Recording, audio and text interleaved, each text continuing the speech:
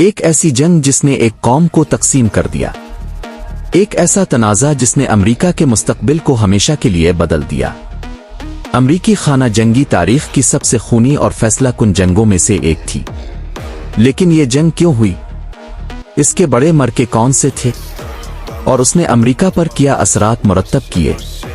آئیے اس تاریخی جنگ کی مکمل داستان جانتے ہیں۔ یہ جنگ اچانک شروع نہیں ہوئی تھی۔ 19ویں صدی کے وسط تک امریکہ دو مختلف راستوں پر چل رہا تھا۔ شمالی ریاستیں صنعت و تجارت میں ترقی کر رہی تھیں، جبکہ جنوبی ریاستوں کی معیشت زراعت اور غلاموں پر انحصار کرتی تھی۔ یہی غلامی اس تقسیم کی بنیادی وجہ بنی۔ شمالی ریاستیں اس کے خاتمے کے حق میں تھیں، جبکہ جنوبی ریاستیں اسے اپنی معیشت کی ریڑھ کی ہڈی سمجھتی تھیں۔ 1820 کا مسوری معاہدہ اور 1850 کا سمجھوتا وقتی طور پر کشیدگی کم کرنے میں کامیاب رہے، لیکن 1864 کا کیساسمبرسکا ایکٹ تمام معاہدوں کو توڑتا ہوا آیا۔ اس قانون کے تحت نئی ریاستوں کو غلامی کی اجازت دینے نہ دینے کا اختیار دیا گیا، جس کے نتیجے میں بلیڈنگ کینساس کے نام سے خونریز تصادم ہوا۔ لیکن اصل دھماکہ 1860 میں ابراہم لنکن کے صدر بننے کے بعد۔ لنکن غلامی کے پھیلاؤ کے سخت مخالف تھے اور جنوبی ریاستوں نے اسے اپنے لیے خطرہ سمجھا۔ متجدہ جنوبی کیرولائنا سمیت 11 ریاستوں نے علیحدگی کا اعلان کرتے ہوئے کنفیڈریٹ ریاستیں کنفیڈریٹ اسٹیٹس آف امریکہ بنا لیں۔ جنگ اب ناگزیر تھی۔ 12 اپریل 1861 کو جنوبی افواج نے فورٹ سمٹر پر حملہ کیا اور یوں خانہ جنگی شروع ہو گئی۔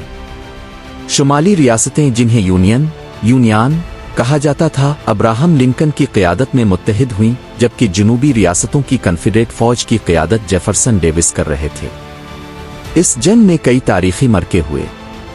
پہلا بل رن 1861، جنوبی فوج کی حیران کن فتح، جس نے ثابت کیا کہ یہ جنگ طویل اور خونریز ہوگی۔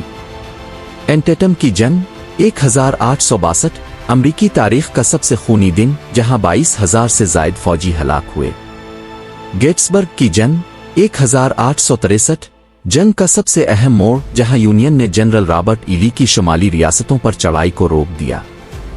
اسی دوران ابراہم لنکن نے 1863 میں غلامی کے خاتمے کا اعلامیہ ایمانسپیشن پروکلامیشن جاری کیا، جس نے جنگ کا مقصد تبدیل کر دیا۔ اب یہ صرف یونین کے تحفظ کی جنگ نہیں رہی، بلکہ غلامی کے خاتمے کی جنگ بن گئی تھی۔ 1865 تک کنفیڈریٹ فوج شکست کے قریب تھی۔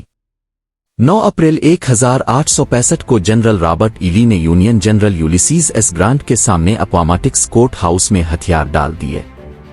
جنگ تو ختم ہو گئی، مگر اس کے اثرات صدیوں تک محسوس کیے گئے۔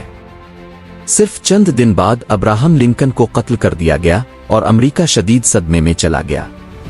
اب امریکہ کو ایک نئے چیلنج کا سامنا تھا، تعمیر نو ریکنسٹرکشن کا دور۔ جنوب کی ریاستوں کو دوبارہ امریکہ میں ضم کرنا اور لاکھوں آزاد کردہ غلاموں کو برابر کے حقوق دینا ایک بڑا امتحان تھا۔ جنگ کے بعد 3 اہم ترامیم آئین میں کی گئیں۔ 13 ترمیم، غلامی کا مکمل خاتمہ۔ 14 ترمیم، تمام افریقی امریکیوں کو شہریت کی ضمانت۔ 15 ترمیم، تمام مردوں کو ووٹ کا حق۔ لیکن بدقسمتی سے نسل پرستی ختم نہ ہو سکی۔